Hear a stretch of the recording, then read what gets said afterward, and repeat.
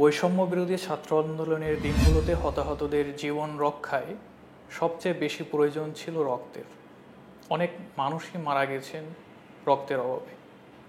তবে এসব হতাহত মানুষের জীবন রক্ষায় এগিয়ে আসে রিদম ব্লাড সেন্টার। গত 16 জুলাই থেকে 6 আগস্ট পর্যন্ত প্রায় 700 মানুষকে রক্ত দিয়ে জীবন রক্ষা করে এই সংগঠনটি। শুধু তাই নয়, রিদম ব্লাড সেন্টারের পক্ষ থেকে উদ্যোগ নেওয়া হয় ভ্রাম্যমাণ মেডিকেল টিম, যারা আন্দোলনের হট স্পটগুলোতে বিভিন্ন স্থানে গিয়ে ভ্রাম্যমাণ চিকিৎসা সেবা দিয়েছে। এর পাশাপাশি ঢাকার 8টি মেডিকেলে তাদের 50 জনের একটি চিকিৎসক টিম 24 ঘন্টা সেবা দিয়েছে হতাহতদের। আমাদের সঙ্গে রয়েছেন এই উদ্যোগের মূল উদ্যোক্তা ডক্টর এস.এম. মামুন। তার কাছ থেকে শুনবো এই মানবিক কার্যক্রমের আদ্যপান্ত। আমাদের 2013 সালে রিদম ব্লাড সেন্টার প্রতিষ্ঠিত হয়। এটা হচ্ছে সেই সময় থেকে কাজ করছে যে মেডিকেল অঙ্গনে আপনি জানেন যে প্রতি বছর বাংলাদেশে প্রায় 9 থেকে 12 লক্ষ ব্যাগ রক্তের প্রয়োজন হয় এবং এই রক্তের মধ্যে অ্যারাউন্ড 6 লক্ষ ব্যাগ রক্ত ম্যানেজ হয়। বাকি কিন্তু প্রায় 3 থেকে 6 লক্ষ ব্যাগ রক্তের একটা ঘাটতি থেকে যায় এবং এই ঘাটতির ফলে বাংলাদেশে প্রতি বছর অ্যারাউন্ড 70,000 মানুষ মারা যায় এবং যে মানুষগুলো মারা যায় এদের মধ্য থেকে বেশিরভাগ নারী এবং শিশু। তো এই যে একটা বিশাল মৃত্যু, যেটা আসলে চিকিৎসক হিসেবে আমরা সরাসরি দেখি, আমাদের সামনেই এটা হয়, সেই জায়গা থেকে আমরা চিন্তা করি যে দেশ আসলে দেশের ইতিহাসের সাথেই আসলে রক্ত জড়িত, যে যুব সমাজ আসলে রক্ত দিয়ে দেশকে বারবার স্বাধীন করেছে, সেই দেশের মানুষ এক ব্যাগ রক্ত না পেয়ে মারা যাবে, এটা আসলে খুবই দুঃখজনক ব্যাপার। সেই জায়গা থেকে আমরা আমাদের কার্যক্রম শুরু করি এবং আমরা চেষ্টা করি যে আমাদের জায়গা থেকে সর্বোচ্চ পরিমাণ সাপোর্টটা রোগীদেরকে দেওয়ার জন্য। প্রতি বছর আমরা মোটামুটি যদি 6 থেকে 7 হাজার ব্যাগ রক্ত আমরা মোটামুটি ম্যানেজ করতে পারি বা ডোনেশন হয় এবং আমরা এই যে সংখ্যাটা এটা আমরা আরও বেশ বাড়ানোর চেষ্টা করছি, কারণ চাহিদা তো আমি বললাম যে আরও বেশি। তবে এটা নিয়ে অনেক মানুষ কাজ করেন, যার ফলে যে সচেতনতা আগের থেকে অনেকটা ভালো এবং ইয়াং মানুষেরা আসলে আগের থেকে অনেক বেশি মানুষের পাশে দাঁড়ানোর যে মেন্টালিটি এটা অনেক বেড়েছে এবং মানুষ দিচ্ছে রক্ত। তারপরেও আমাদের আরও বেশি সচেতনতা দরকার, আরও বেশি মানুষের রক্তদানে এগিয়ে আসা দরকার। তাহলে প্রতি বছর যেই 70,000 মানুষ অ্যারাউন্ড মারা যাচ্ছে সময় মতো নিরাপদ রক্ত না পেয়ে, এইটাকে আশা করি যে শূন্যের দিকে নিয়ে আসা যাবে। এটা আমাদের একটা অন্যতম লক্ষ্য। ব্লাড ডোনেশনের পাশাপাশি আমরা আপনি জানেন যে বাংলাদেশের মানুষ স্বাস্থ্যের ব্যাপারে সচেতনতা খুবই কম। আমরা ইয়াং জেনারেশনের মধ্যেও কিন্তু এটা রয়েছে। ফলে একটা উন্নত দেশের তুলনায় আমাদের দেশের মানুষকে অনেক বেশি হাসপাতালে যেতে হয়, অনেক বেশি অসুস্থ হয়ে যায় আমরা। ফলে আমাদের প্রোডাক্টিভিটি কম এবং আমাদের প্রোডাক্টিভিটি কম থাকার ফলে কিন্তু আমাদের রাষ্ট্রে, আমাদের সমাজে, আমাদের অর্থনীতিতে একটা নেগেটিভ প্রভাব রয়েছে। তো আমাদের একটা অন্যতম লক্ষ্য যে আমরা বাংলাদেশের মানুষের এই হেলথ অ্যাওয়ারনেস এবং হেলথ ডেভেলপমেন্ট এই ব্যাপারে আমরা অলরেডি কাজ করতেছি এবং আমরা কাজ করব যাতে করে বাংলাদেশে ওভারঅল অসুস্থতার হার কমে এবং যে বাংলাদেশের মানুষের পোটেনশিয়ালিটি এবং প্রোডাক্টিভিটি বাড়ে, সেটার জন্য আমরা কাজ করছি। আন্দোলনের সময়টাতে আহত হয়ে যত মানুষ মারা গেছে এর কিন্তু মৃত্যুর অন্যতম একটা প্রধান কারণ দীর্ঘ সময় রক্তক্ষরণ। যেমন একজন মানুষের গুলি লেগেছে পায়ে, কিন্তু সেই মানুষটা মারা গিয়েছে, এর কারণ যে তার প্রচুর পরিমাণ রক্তক্ষরণ হয়ে গেছে। আমরা যখন হাসপাতালে ডিউটিতে ছিলাম, আমাদের আরও যে চিকিৎসকেরা হাসপাতালে ছিল, সকলের দিক থেকে বারবার করে আমরা ফিল করতেছিলাম যে রক্তের অনেক দরকার। কারণ যে একটা রোগী আসলো যে আহত হয়েছে, হাসপাতালে আনতে সময় লেগে যাচ্ছিল, আপনারা জানেন ওভারঅল পরিস্থিতির কারণে। তো হাসপাতালে আনতে তার অনেক রক্তক্ষরণ হয়ে যাচ্ছিল। তো এই সময় ম্যাক্সিমাম পেশেন্ট হাইপোভলিউমিক শকে চলে যাচ্ছিল মেডিকেলের ভাষায়।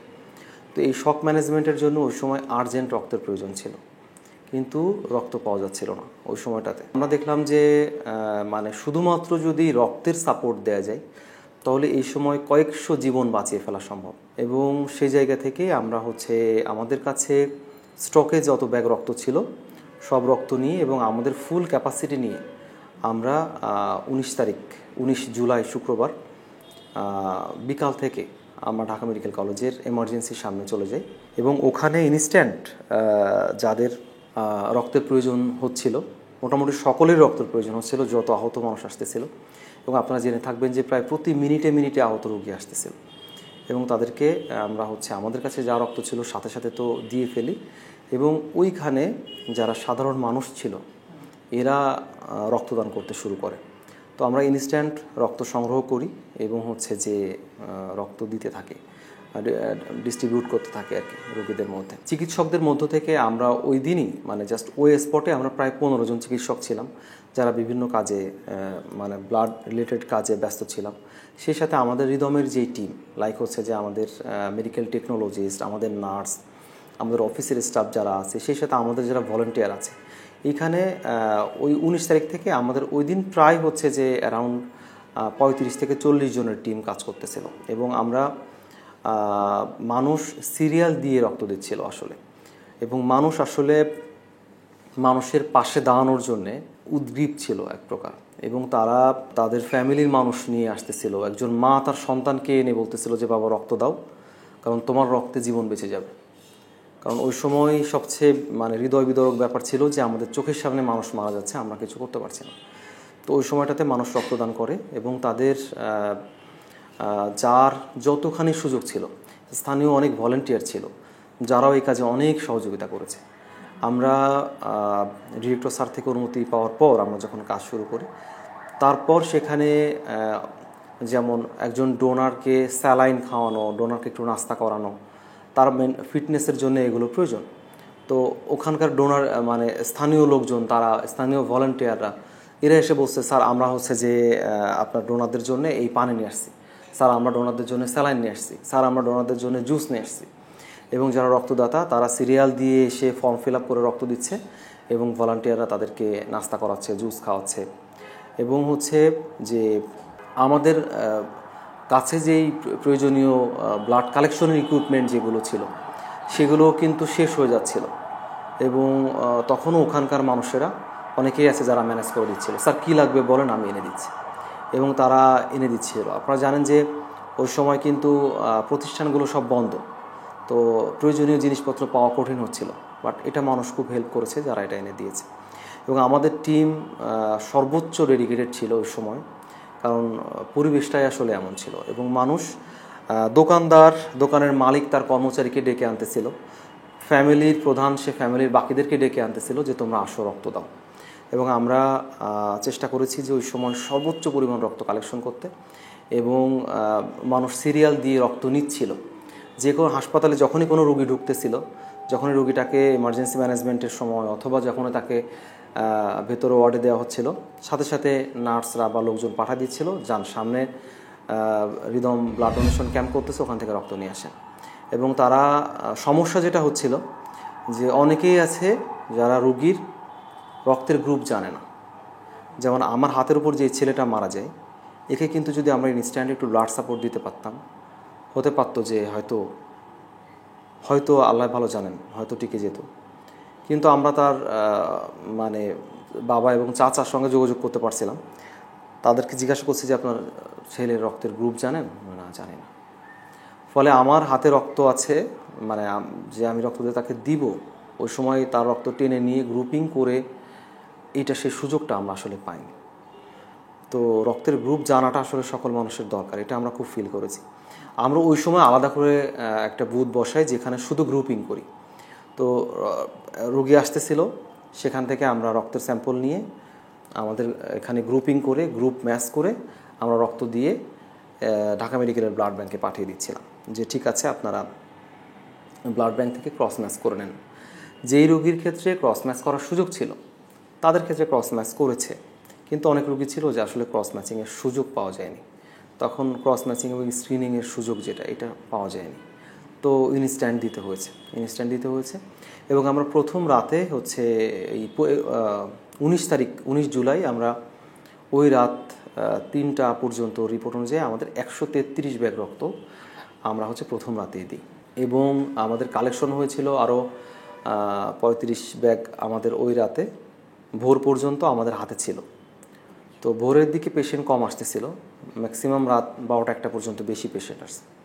তারপর আমাদের টিমটা আমরা মানে যেই রক্ত ছিল ওটা সংরক্ষণের প্রয়োজন ছিল, আমরা ওই সময় সংরক্ষণ করি। তারপরে আবার সকালবেলায় আমরা হচ্ছে যে ঢাকা মেডিকেল কলেজের যে ব্লাড ব্যাংক, ওই ব্লাড ব্যাংকের কাছে আমরা বুঝাই দিই যে কোনো রোগী হতে পারে যে আমাদের কাছে আমাদেরকে পাইলো না বা কোনো কারণে, যাতে আপনারা দিতে পারেন। ফলে ঢাকা মেডিকেল কলেজের ব্লাড ব্যাংকে আমরা ওই রক্তগুলো দিয়ে দিই। এভাবে করে চলতেছিল, আমাদের টিম কন্টিনিউয়াসলি ওখানে কাজ করতেছিল। সেইটার পাশাপাশি আমাদের আরও বেশ কিছু কাজ চলমান ছিল। 19 জুলাই থেকে আমরা মূলত হচ্ছে মানে ঢাকা মেডিকেলের সামনে রক্ত দেওয়া শুরু করি। এর আগে তো আমাদের হৃদমের ল্যাব থেকে তো রক্ত সবসময় মানুষ নিয়ে যাচ্ছে, ওই সময়ও আমাদের হচ্ছে যে ল্যাবের কালেকশন ডেলিভারি চলমান ছিল, এবং সেই সাথে আমরা আউটডোরটা মেনটেন করতেছিলাম। তো আমরা 19 জুলাই সন্ধ্যা থেকে আমরা হচ্ছে 6 আগস্ট ভোরবেলা পর্যন্ত আমরা টোটাল 688 ব্যাগ রক্ত আমরা হচ্ছে এই আহতদেরকে দিয়েছি। এর পরেও তো মানে রক্তের চাহিদা কিন্তু এখনও আছে। আপনি মানে এখনও এই সময় এসেও আমাদের কাছে কিন্তু ওই যে এখনও অনেক পেশেন্ট আছে যারা বুলেট ইনজুরি নিয়ে হাসপাতালে আছে, এদের অনেকের ক্ষেত্রে রক্তের প্রয়োজন হয়। তো ওর পর থেকে কন্টিনিউয়াসলি যাচ্ছি, সেটা আমাদের রেগুলার ব্লাড ডেলিভারির মধ্যে আমরা রেখেছি। তো এই সংখ্যাটা যদি আমরা দেখি যে এখন পর্যন্ত শুধুমাত্র আন্দোলনে আহত বা গুলিবিদ্ধ এদেরকে আমরা যে রক্ত দিয়েছি সেটা কিন্তু এই সংখ্যা থেকে অনেক বেশি। আমরা শুধু স্পেশাল রিপোর্টে আমাদের হচ্ছে 6 আগস্ট পর্যন্ত আমাদের 688 জনকে আমরা রক্ত দিয়েছি, মানে আন্দোলনে আহত যারা। এবং আমরা মনে করি যে ওই সময় যেহেতু সবথেকে বড় ক্রাইসিস ছিল জীবন বাঁচানোর জন্য রক্ত, এবং সেটা ওই সময় সাপোর্ট দিতে পেরে অ্যাজ এ ডক্টর এবং ওখানকার ডক্টরদের সঙ্গেও যদি আপনি কথা বলেন, তো একটা ব্যাপার যে আমাদের অন্তত কয়েকশো জীবন রক্ষা করা গেছে ওই সময়টাতে, শুধুমাত্র সময় মতো রক্তটা ম্যানেজ করতে পেরে। আমরা প্রথম যখন ক্যাজুয়ালিটি শুরু হলো সারা দেশে, তখন হচ্ছে আমরা চিকিৎসকরা তো আলটিমেটলি হসপিটালেই ছিলাম, কিন্তু আমরা ফিল করলাম যে আমাদের আরও বৃহৎ পরিসরে থাকা দরকার এবং আরও বেশি সময় দেওয়া দরকার, কারণ ক্যাজুয়ালিটি বাড়তেছে। তো এই সময় হচ্ছে হাসপাতালের যে জেনারেল ক্যাপাসিটি, এই ক্যাপাসিটি থেকে হাসপাতালকে অনেক বেশি সার্ভিস দিতে হচ্ছিল। ফলে আমরা দেখলাম যে চিকিৎসক আমরা যারা আছে আমাদের বেশি সময় দেওয়া দরকার হাসপাতালে। আর সেই সাথে হচ্ছে যে অনেক বেশি ক্যাজুয়ালিটি হচ্ছে রাস্তাঘাটে, যারা হাসপাতাল পর্যন্ত আসতে পারছে না, তাদেরকে একটা সার্ভিস দেওয়া দরকার। এই জায়গা চিন্তা করে আমরা হচ্ছে এটা 17 তারিখেই আমরা করে ফেলি যে ডক্টরদের প্রায় 50 জন ডক্টরের একটা টিম, যারা বিভিন্ন ভাগ হয়ে আমরা হচ্ছে রোস্টার করে ঢাকার প্রায় 8টা হসপিটালে আমরা হচ্ছে ফুল টাইম থেকে চিকিৎসা সেবা দেওয়ার চেষ্টা করেছি। সেই সাথে আমরা ঢাকার যেই স্পটগুলোতে মানে প্রবলেম হচ্ছিল সেই স্পটগুলোতে আমরা ভ্রাম্যমাণ মেডিকেল টিম দিয়ে আমরা চেষ্টা করেছি যে আহতদেরকে চিকিৎসা সেবা দেওয়ার জন্য। সেক্ষেত্রে আমাদের প্রত্যেকটা মেডিকেল টিমের সাথে পর্যাপ্ত মেডিকেল ইকুইপমেন্ট, ফার্স্ট এইড এবং চিকিৎসক এদেরকে নিয়ে, এমন যেমন হচ্ছে আমাদের টিমগুলোতে আইসিইউ স্পেশালিস্ট ছিল, আমাদের টিমগুলোতে হচ্ছে আপনার সার্জারি স্পেশালিস্ট ছিল, আমাদের টিমগুলোতে এমার্জেন্সির ডক্টর ছিল। এভাবে করে আমরা চেষ্টা করছি যে আমাদের টিমগুলোকে সাজায় স্পটগুলোতে চিকিৎসা সেবা দেওয়ার জন্য।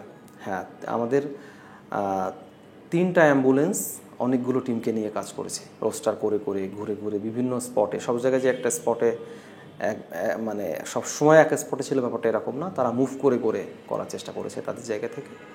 আমাদের 3টা গাড়ি অলওয়েজ কাজ করেছে, এই কাজটা করেছে। ভ্রাম্যমাণ টিমগুলো নিয়ে চিকিৎসা সেবা দিচ্ছিলাম এটা বেশ কিছু স্পটে, যেমন হচ্ছে যে বুয়েটের সামনে পলাশী মোড়ে যে সমস্যাটা হচ্ছে ওখানে আমাদের টিম ছিল। আমরা বাড্ডা, তারপরে হচ্ছে link road, Gulshan link road, তারপরে হচ্ছে মিরপুর 10, এখানে হচ্ছে ল্যাব এইডের সামনে, এই জায়গাগুলোতে মূলত আমরা করেছি। এখানে আমাদের বাটা সিগন্যাল, এই জায়গাগুলোতে। তো আমাদের একটা টিমের সঙ্গে আমি ছিলাম এবং আমরা ছিলাম হচ্ছে বাড্ডা, লিংক রোড এই এলাকাগুলোতে। এবং তখন হচ্ছে যে মানে আমরা গুলিবিদ্ধ দুইজনকে পাই, যে একজনকে হচ্ছে একজনের লেগেছিল পায়ে, যাকে হচ্ছে আমরা ইনস্ট্যান্ট স্পট থেকে উঠাই, ওখানে একটা হসপিটাল AMZ হসপিটাল ছিল, ওখানে আমরা ওকে দিয়ে আসি। ফার্স্ট এইড দিয়ে আমরা হচ্ছে যে ওকে হাসপাতালে অ্যাডমিট করে দিই। আর তারপরে আবার যখন আমরা স্পটে ফিরলাম, দেন তখন হচ্ছে একটা ছেলের আমাদের কাছেই মাথায় গুলি লাগে, মাথার এইখানটাতে লেগে এদিক দিয়ে বের হয়ে যায়। তো এইখানটাতে আসলে কিছু ছিল না তার। তো সাথে যারা ছিল এরা ইনস্ট্যান্ট ওখানে প্রেশার দিয়ে রাখে। আমরা পরবর্তীতে ওকে নিয়ে আমাদের গাড়িতেই ফার্স্ট এইড দিই, ব্যান্ডেজ করি এবং হচ্ছে প্রয়োজনীয় চিকিৎসা শুরু করে এর মধ্যে অ্যাম্বুলেন্স নিয়ে আমরা আবার ওই হসপিটালে যাই। ওখান থেকে আরও কিছু মেডিকেশন চালু করে, ফ্লুইড চালু করে তাকে নিয়ে আসি আমরা ঢাকা মেডিকেল কলেজে। এবং ওই ছেলেকে আমি আসলে যখন ব্যান্ডেজ করতেছিলাম, ওর মাথার এই অংশটা ছিল না আসলে, তো আমি হাত দিয়ে প্রেশার দিয়ে যখন করতেছে, তো ওর ব্রেনের একটা অংশ আসলে আমার হাতের ওপর চলে আসে। তো যাই হোক, তাকে নিয়ে আমরা ঢাকা মেডিকেল কলেজে আসি। এটা ছিল 19 জুলাই শুক্রবার। ছেলেটার নাম ছিল সম্ভবত সোহাগ, যদি আমি ভুল না করি। তো আমরা এমার্জেন্সি পর্যন্ত যখন নিয়ে আসি, অ্যালাইভ ছিল, কিন্তু ওই সময় ওর ইনস্ট্যান্ট অনেক রক্তক্ষরণ হয়ে যায়। এবং হচ্ছে আমরা ওর রক্তের গ্রুপ আসলে জানতাম না। ওর বাবা এবং চাচার সঙ্গে আমরা যোগাযোগ করি ওর ফোনের মাধ্যমে, এবং হচ্ছে ওরাও জানতো না রক্তের গ্রুপ কী। ফলে আমরা ইনস্ট্যান্ট ওকে রক্ত দিতে পারি নাই, বা ঢাকা মেডিকেলে নিয়ে আসলে শুরুতে ম্যানেজমেন্ট শুরু করলেও আসলে ছেলেটাকে টিকানো যায়নি, ও মারা যায় আমাদের হাতের ওপরেই।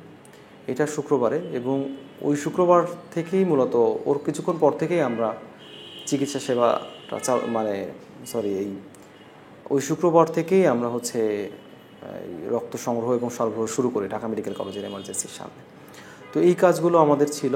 সেই সাথে ছিল হচ্ছে চিকিৎসকদের হাসপাতালে যাতায়াতে খুবই অসুবিধা হচ্ছিল। আমরা চেষ্টা করেছি যে যারা আমাদের এই যে টিম কাজ করতেছিল এদেরকে ট্রান্সপোর্টেশনের ব্যবস্থা করার জন্য আমাদের অ্যাম্বুলেন্সগুলো দিয়ে। এবং সেই সাথে আমরা আরও একটা যেটা করেছি সেটা হলো যে অনেক জরুরি ইকুইপমেন্টের ওই সময় প্রয়োজন ছিল। একটা রোগীর যখন প্রচুর পরিমাণে রক্তক্ষরণ হয়ে যায়, তখন সেই রোগীটা শকে চলে যায়। শকে গেলে তার ব্লাড ভেসেলগুলোর পাওয়া যায় না, যে আমরা সেখানে যে সুচ দিয়ে বা আমি তাকে ফ্লুইড দিব বা রক্ত দিব, এটা পাওয়া যায় না।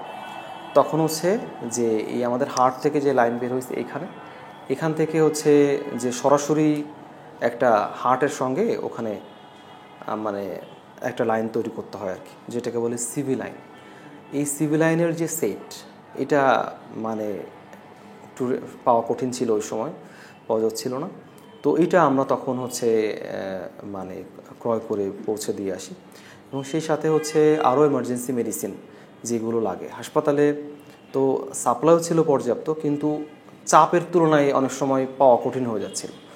যার ফলে আমরা যখনই যেটা জানতে পেরেছি যে এইটা প্রয়োজন, আমরা চেষ্টা করেছি যে আমাদের সমস্ত সোর্স ব্যবহার করে এটা ম্যানেজ করে দেওয়ার জন্য।